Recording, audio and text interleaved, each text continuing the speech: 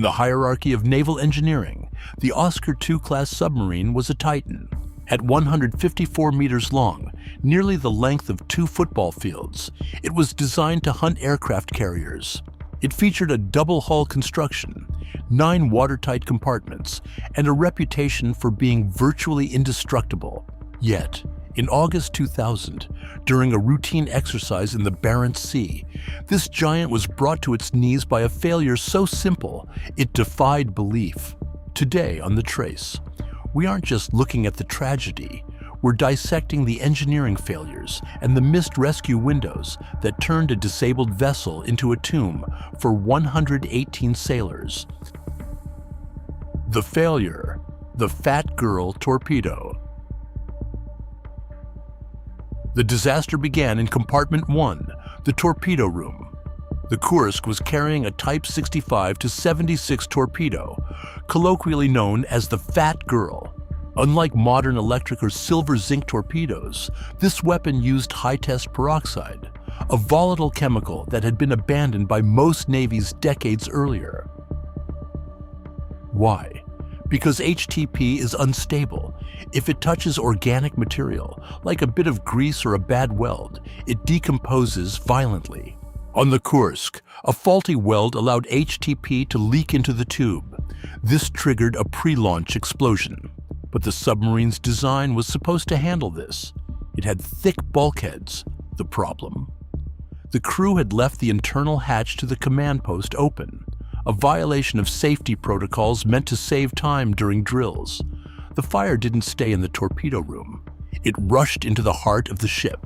The second blast, structural collapse. 2 minutes after the first blast, the fire reached the remaining torpedoes. The resulting explosion was massive, equivalent to 2 to 3 tons of TNT. It was so powerful that seismic stations as far away as Alaska recorded it.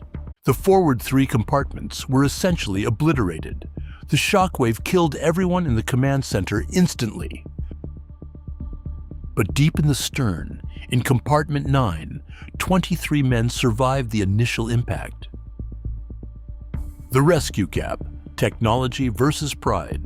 This is where the tragedy turns from a mechanical failure into a systemic one. For days, the Russian Navy told the world that the Kursk had a small technical problem and that they were in contact with the crew. It was a lie. The 23 survivors were waiting in the dark, writing notes to their families.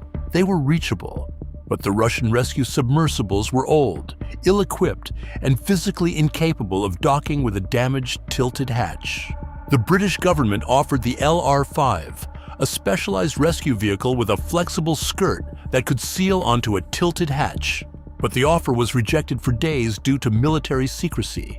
By the time the Norwegian divers finally opened the hatch on day 8, the window had closed.